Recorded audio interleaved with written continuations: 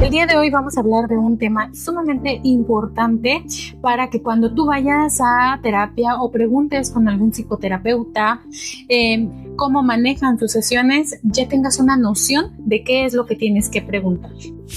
Para los que no me conocen, me voy a presentar. Mi nombre es Magali Ferreira, soy psicóloga, pero también soy maestrante de tanatología y cuento con 2 diplomados, uno en terapia cognitivo-conductual y otro más en aplicación e interpretación de pruebas psicométricas. Te doy la bienvenida a este espacio. El día de hoy no tengo un guión estructurado, quiero hablar las cosas como son y desde la parte que a mí me compete, y es la manera en cómo se estructura un expediente clínico, cómo se debe de hacer el rapport con la persona, cómo debe ser ese trato y cómo se debe presentar un psicólogo.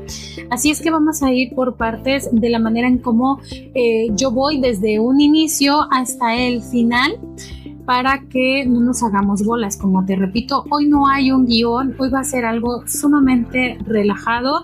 Espero que te guste y que te sirva esta información. Por supuesto, te invito a que le des like, a que compartas y que me dejes un comentario para que YouTube me pueda recomendar a más personas.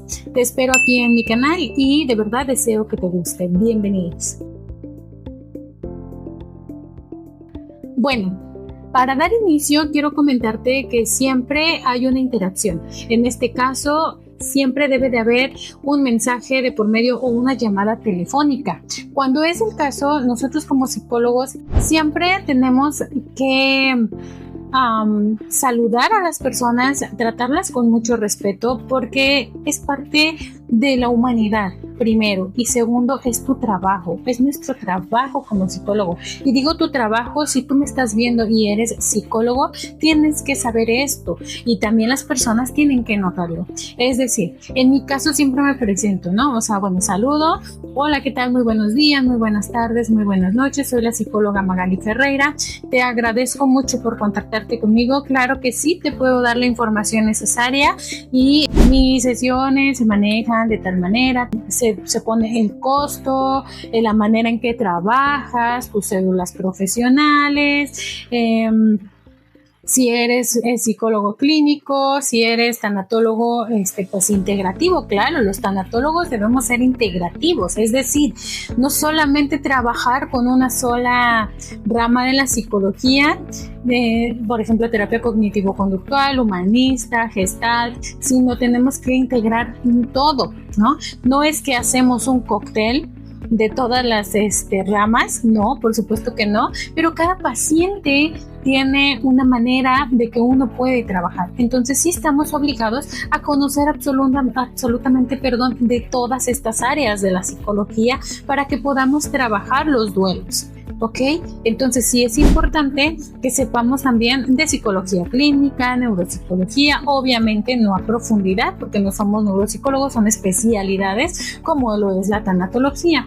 Entonces, partiendo de ahí, ojo, cuando un tanatólogo te da psicoterapia no siendo psicólogo, es muy complicada la situación, no deben de hacerlo. Los tanatólogos por sí solos obviamente tratan el tema del duelo, no tratan trastornos, no, psicoterapia no. Sin embargo, un psicólogo con formación en tanatología sí pudiese apoyarte en esta parte, y sobre todo si va más encaminado o también tiene otra especialidad hacia la psicología clínica, hacia la gestalt, hacia, no sé, psicoanálisis y demás.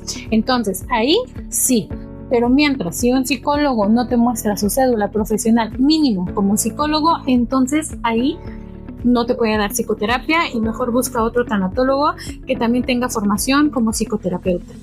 Por otro lado, ya les comenté la manera en que yo me presento, les muestro mis credenciales y sobre todo les explico la manera en cómo trabajo.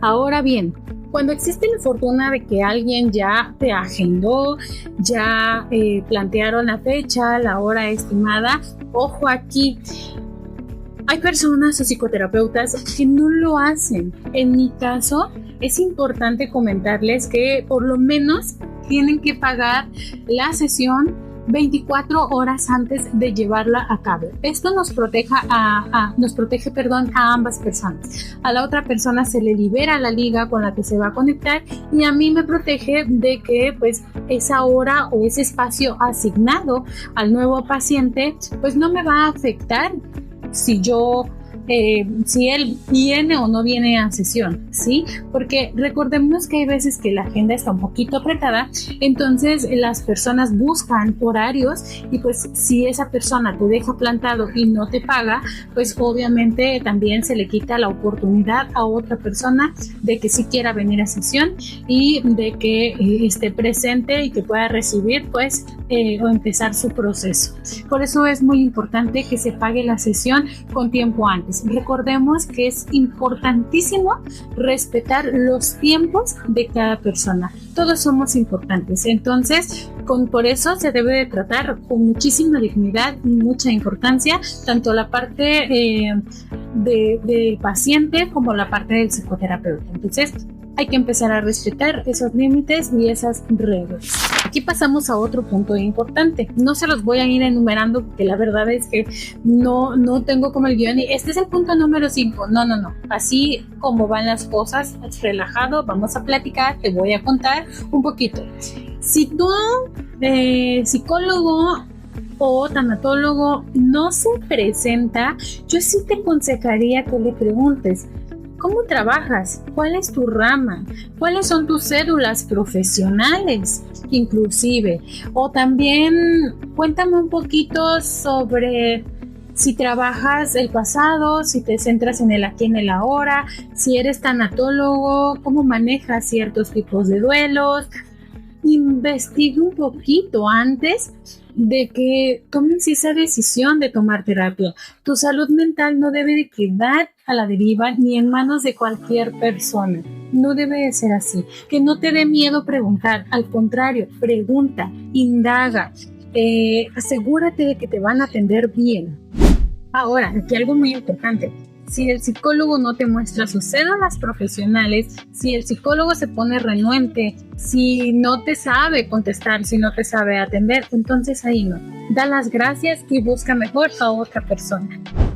Una vez que pasamos todos estos filtros y se llega por fin a la sesión, por supuesto que la liga ya la tiene la persona. Hay que procurar estar presentes en el tiempo que dice la psicóloga o el psicólogo.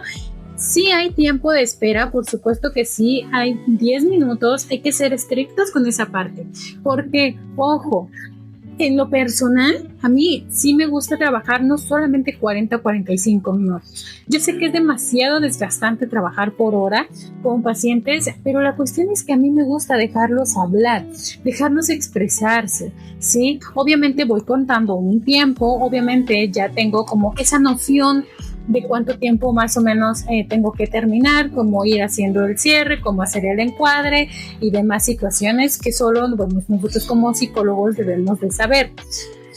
Pero al final de cuentas no hay que limitarnos a 40 minutos. Yo sé que por salud mental tenemos que hacerlo, pero sobre todo en la primera y la segunda sesión es muy importante que dejemos que el paciente logre expresarse, ¿sí? Entre más información tengamos en ese momento, más vamos a poder llegar a un diagnóstico clínico, una propuesta que se le va a dar al paciente, ¿ok? Entonces, obviamente no va a ser más de una hora, porque ahí sí ya es muy cansado, ni tampoco 2, 3, 45 minutos, no. O sea, algo neutro. ¿Por qué? Porque entonces de aquí viene ya la historia clínica y ahorita se los voy a contar, vamos por partes. Bueno, ya llegamos a ese día que es muy importante. Yo siempre les recomiendo cuando es en línea que lleguen con alguna bebida que les guste, algún café, un juguito, agua, que por supuesto tengan algún pañuelito al lado o alguna servilletita, algo, papel, no sé, algo, porque muy seguramente las personas al desatarse, al soltar, pues van a empezar a llorar. Entonces eso es importante, que también tengan una plumita, un lapicero, no sé cómo le llames tú, un lápiz, algo con lo que puedan anotar, o su blog de notas en su teléfono, o su computadora, o su tablet, lo que ellos tengan a la mano para ir anotando. ¿Por qué? Porque en el caso mío sí se manejan tareas. tareas muy específicas que sí tienen que anotar. Siempre se las hago llegar por WhatsApp, siempre, ¿sí? Pero también está la parte de la responsabilidad del paciente para que pues anote sus tareas. Cuando es presencial, yo siempre procuro llevarles una botellita de agua. Obviamente van a decir, va dentro del costo. Realmente yo no cobro mucho. Claro que mi trabajo vale, claro que mis desveladas valen, claro que mis estudios valen, pero al final de cuentas, seamos realistas, no todas las personas tienen oportunidad de pagar 900, 600, 700 pesos en una sesión.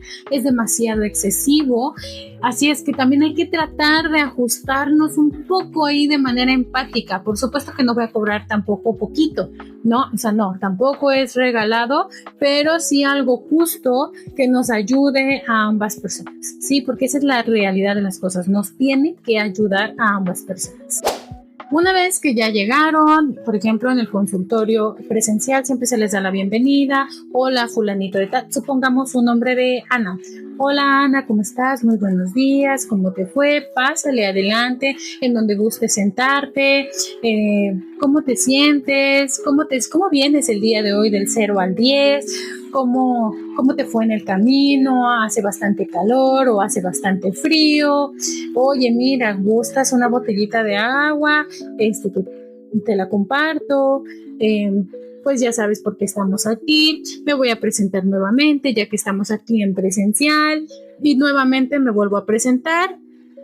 Se muestran, siempre va a estar pegado en la pared, en la parte del consultorio, las cédulas profesionales, los títulos y demás. Entonces, no crean que esto es así como así nada más, llegas y todo en blanco. No, por supuesto que no. Estas se deben demostrar porque también uno se tiene que dar de alta ante la COFEPRIS, vas a avisar que ya estás dando servicios, que estás trabajando con la parte de la salud, por ahí me trabé, trabaja, o con parte de la salud, o sea, tienes que avisar.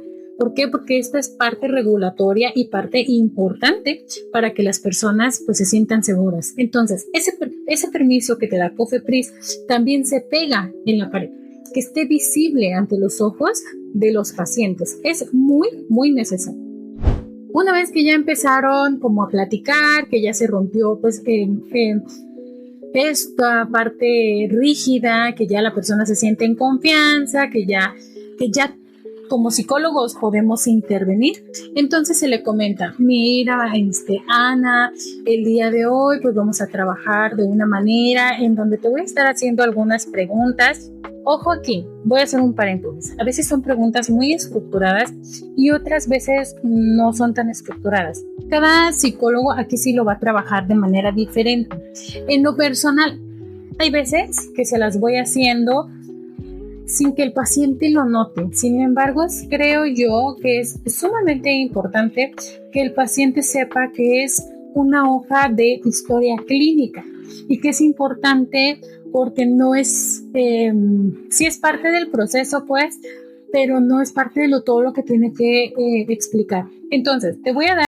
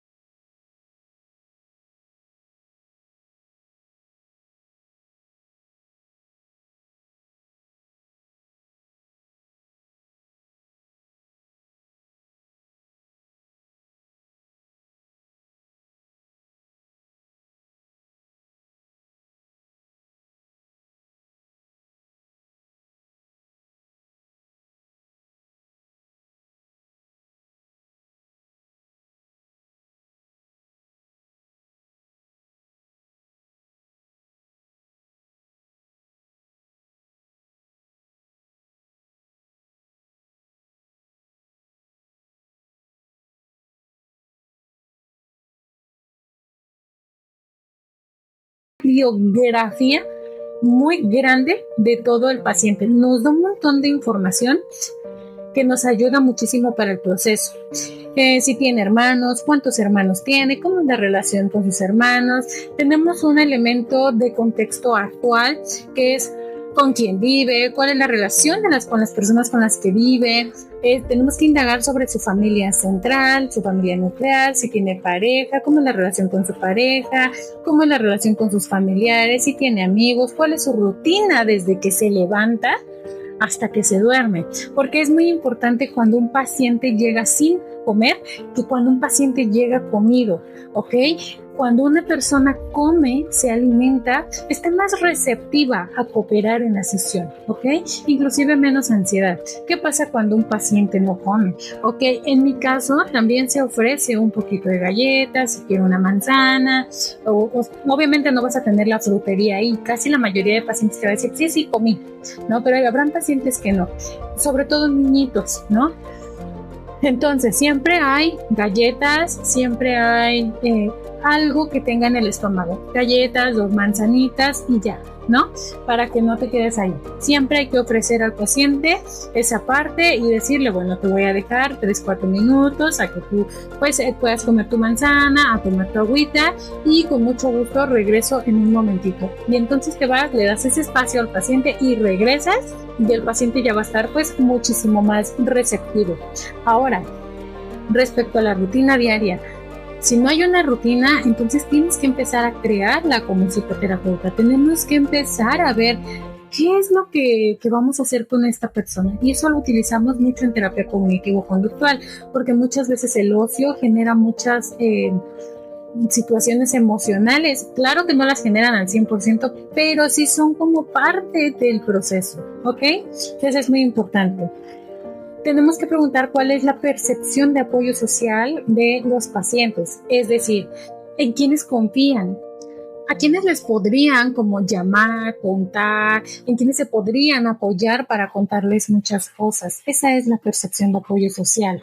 ¿Cuáles son sus pasatiempos, estresores presentes o cambios detectados recientemente? Es decir, si han comido, si no han comido, si han bajado de peso, si no han bajado de peso, si tienen más sueños, si tienen mayor melancolía, mayor tristeza.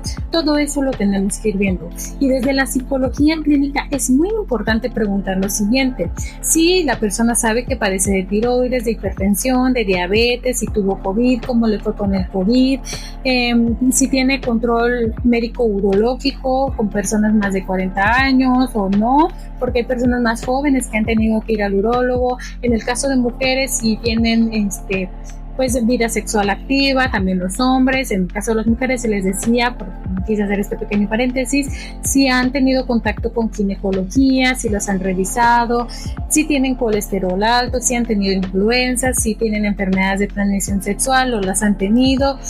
Otros que ellos quieran comentarnos y si tienen antecedentes familiares importantes, por ejemplo, familiares con diabetes, con hipertensión. ¿Por qué se pregunta todo esto? Me vas a decir, bueno, tú no eres doctora. Por supuesto que no soy doctora.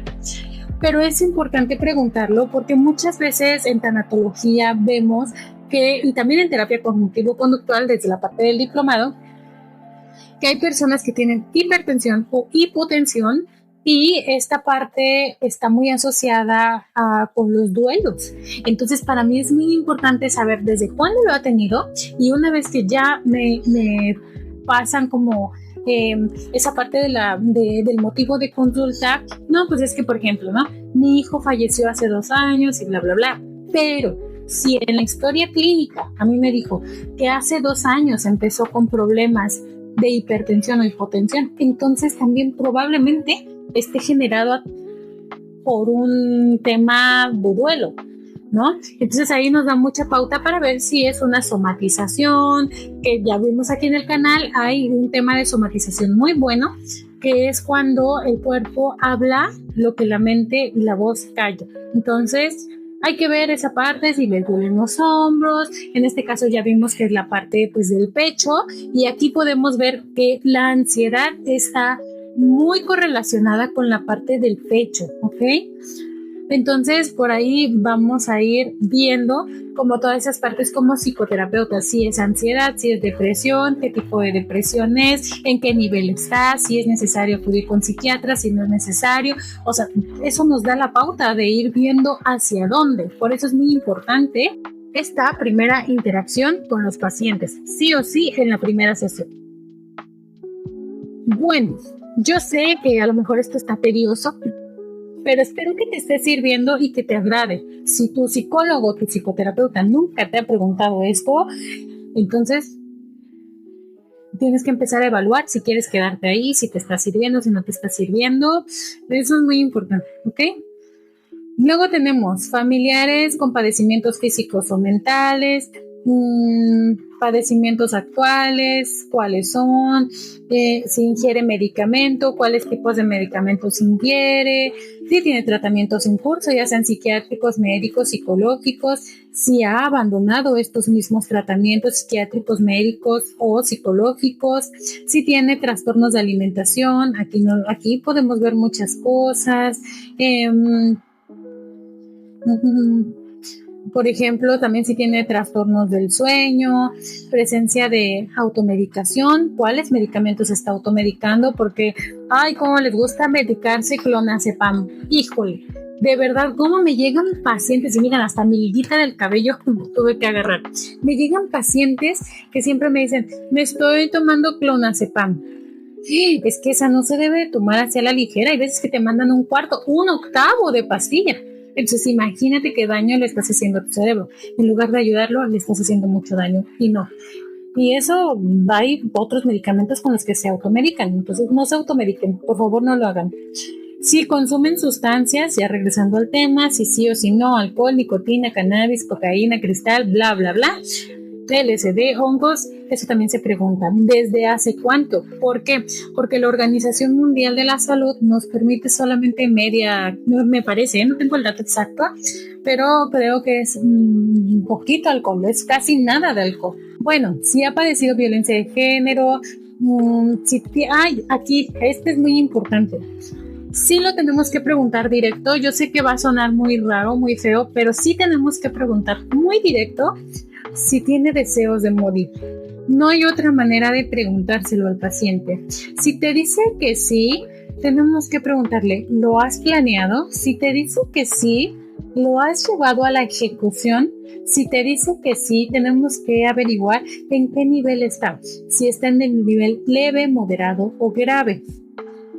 Una vez que terminamos de preguntar esta parte, te tenemos que preguntar, en caso de emergencias, ¿a quién puedo llamar? Es decir, a alguien que sea de confianza, sobre todo personas que tienen depresión o temas ya de querer suicidarse. Sí tenemos que hablarle a alguien, ¿ok? Tenemos que hablarle a esa persona, no porque les vayamos a contar todo, que aquí es otra parte que ahorita lo vamos a ver, simplemente porque si el paciente sale mal de la sesión o se pone mal, tenemos que hablarle a esa persona, oye, puedes venir por fulanito de tal, estamos en sesión, soy la psicóloga tal. O sabes que pues, tu paciente está aquí detenido, no lo voy a dejar salir, ya le hablé a la policía. ¿Por qué? Porque ha intentado atentar contra la vida de otra persona. Obviamente el psicólogo también está resguardado, pero eso es muy importante, muy importante para que nosotros sepamos con quién dirigirnos, valga la redundancia, en caso de emergencias. Y entonces ya finalmente preguntamos, ¿cuál es tu motivo de consulta? Ojo aquí. Como psicólogos tenemos que trabajar con las primeras líneas tal cual las expresa el paciente. Por ejemplo, quiero trabajar en mi ansiedad, en mi depresión, me siento muy triste todo el tiempo, todos los días, a todas horas y yo ya no puedo más. Eso se queda, Y con eso tenemos que trabajar primero y después ir indagando el por qué pasó esa situación, ¿ok? Cuando nosotros contratransferimos a algún psiquiatra o con algún ginecólogo o lo que sea, entonces desde ese momento ponemos esta frase textual que nos dijo el paciente, literalmente así como nos la dijo el paciente. Obviamente como psicólogos tenemos que redactar de una manera, ¿sí? Una manera clínica, una manera formal, porque lo vamos a mandar también a otra persona clínica, a otro profesional de la salud mental. Entonces, pues no podemos hablarlo coloquialmente, tenemos que hablar con términos de acuerdo al DSM-5, de acuerdo al CIE-10, perdón, ya es CIE-11. Entonces tenemos por ahí que ir evaluando, no es como que lo hablemos así tan coloquial, no. Bueno, esa fue la parte inicial de la historia clínica. Ahora bien, tenemos que también comentarle a la persona que tenemos un consentimiento informado. Te voy a explicar qué es el consentimiento informado. El consentimiento informado es una hoja que te da información relevante de que el paciente está de acuerdo en cómo va a trabajar el psicólogo o la psicóloga. Aquí te explicamos que de que van a hacer sesiones con terapia cognitivo-conductual o con tanatología o con Gestalt, y que la persona manifiesta que se le explicó absolutamente todo, el costo de las sesiones, que la persona puede decidir no continuar con su proceso, pero que ya es su responsabilidad. Y bueno, viene firmado por el paciente y viene firmado por el psicólogo o psicóloga. Tienes que poner la fecha y tienes que poner que de acuerdo a qué estás haciendo este informe. En este caso aquí en México es de acuerdo a la Ley General de Salud en sus artículos 51 bis, 2, 74 y tercero 77 bis, 37, y de acuerdo con normas oficiales mexicanas, que por ejemplo está la NOM 004 SSA 3 2012, apéndice informativo, apartado de 16. Todo eso tiene que tener tu consentimiento informado, ¿ok? Nos tenemos que amparar. Y luego tenemos el aviso de privacidad para consulta. Aquí es lo que les decía, es muy importante comentarle al paciente que sus datos personales van a estar resguardados. Actualmente ya los psicólogos trabajamos o debemos de trabajar con sistemas especializados para mantener los datos de nuestros pacientes bajo resguardo. No los podemos tener en una memoria, no los podemos tener en nuestro celular, no los podemos tener en nuestra computadora, o sí, pero nada más con que sea tu computadora, con clave y demás y mil cosas. No los podemos tener así porque se manejan datos personales muy importantes. Sí, es la privacidad de nuestros pacientes. Entonces, sí le tenemos que invertir mucho como a esta parte de los sistemas y demás. Igual, va firmada tanto por el paciente como por el psicólogo o la psicóloga. Ojo aquí, no todos los psicólogos, lo manejan igual. Entonces, pero sí tiene que haber. Y esto es de acuerdo con la Ley de Protección de Datos Personales en posesión de los particulares, ¿ok? Así es que sí tenemos que hacer esto, es muy importante. Luego tenemos otro documento que ya son las notas clínicas. Muy importante las notas clínicas. Ahí tenemos que escribir, el paciente llegó a tales horas. Estas notas clínicas no se hacen en la sesión, se hacen al finalizar la sesión. 10, 15 minutos nos tenemos que tomar como psicólogos para hacer estas notas clínicas antes de atender a otro psicólogo, para que no se nos olvide absolutamente nada. Ahora bien, hay psicólogos que lo hacen al final de su día, está bien, cada quien se acomoda como puede. Pero estas notas clínicas que llevan la hora en que ingresó el paciente, llevan cómo llegó, si llegó bien, si está vestido de acuerdo a su edad, si es mujer, si es hombre, cómo caminaba, cómo estuvo durante la sesión, si estuvo nervioso, si estuvo ansioso, si estuvo agresivo, si está aquí en el ahora, en el presente. Todo eso se ve, todo se ve. Sabes qué hora es, saben qué día estamos, qué fecha es, o sea, todo eso se pone en la nota clínica. Y bueno, ya a veces trabajamos con registros cognitivos, que eso ya es otro asunto. Una vez terminada la sesión y que ya el paciente se expresó, que ya el paciente te dijo todo lo que tiene, entonces como psicólogos vamos dando un encuadre y vamos dando un cierre, ¿vale? Cuando se da este cierre siempre hay que preguntarle al paciente, oye, ¿cómo te sentiste? ¿Te gustó la sesión? ¿Cómo te pareció mi trabajo? Me gustaría ver si me puedes retroalimentar del 0 al 10. ¿Cómo crees que podría yo mejorar? ¿O cómo te gustaría llevar tus siguientes sesiones? Eso es muy importante para nosotros como psicólogos porque de esa manera podemos aprender también de nuestros pacientes, podemos aprender a mejorar nuestras técnicas, nuestro trabajo. Que no nos dé pena preguntar como psicólogos también cómo les pareció a nuestros pacientes nuestro trabajo, porque recuerden que de ellos comemos, de ellos estamos pues aquí presentes y pues es importante también brindarles pues esa seguridad de que vas a trabajar en su caso, de que realmente le vas a dar esa importancia y que lo vas a considerar en su proceso. Mucho ojo ahí si tú eres psicólogo o psicóloga y me estás viendo. Y bueno, finalmente tienes que planear tus sesiones. Cuando vuelves a ver a ese paciente, tienes que tomarte el tiempo como psicólogo para revisar su expediente clínico, ver en qué te quedaste, si le dejaste tarea, si no le dejaste tarea, si la vez pasada llegó con un 5, un 0 de estado de ánimo y si ahorita llegó con un 6, con un 7. Eso te va a permitir medir también cómo va su proceso y cómo vas tú con ese proceso. Y bueno, ya las técnicas que se utilicen, si son pruebas psicométricas, si es la interpretación, si es ejercicios tanatológicos, eso ya se va viendo poco a poco con cada paciente.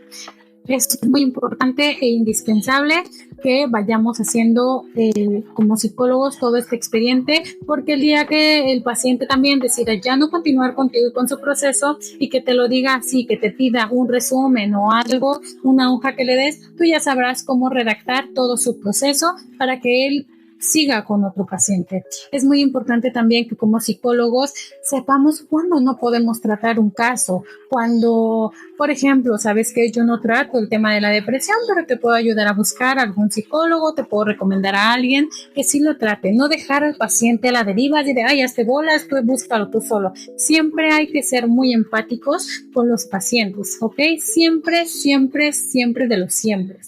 Entonces, recordemos que los pacientes que acuden con nosotros como psicólogos son personas que se piensan vulnerables y que ya están dando un paso importante y que esa vulnerabilidad precisamente es que confía en ti. No es que nosotros les vamos a resolver la vida, por supuesto que no, pero sí les podemos hacer más llevadero todo ese proceso, sí los podemos encaminar hacia sus decisiones, hacia que mejoren su salud emocional y su salud mental. Y bueno, espero no haberte aburrido con todo este proceso. Es un gran trabajo ser psicólogo, quiero que lo sepas. No nada más es, ya va y me escucha, no. Hay un proceso, hay protocolos detrás de esa terapia que tú tomas, de esa hora, de esos 45 minutos. Hay todo un proceso, hay muchísimo trabajo y hay muchísima responsabilidad de nuestra parte hacia con ustedes. Entonces, siéntanse seguros de estar aquí en este espacio que es su espacio y que de verdad aprendan muchísimo de todo este material que yo les estoy otorgando a ustedes. Les mando un abrazo, cuídense muchísimo. Gracias por estar aquí.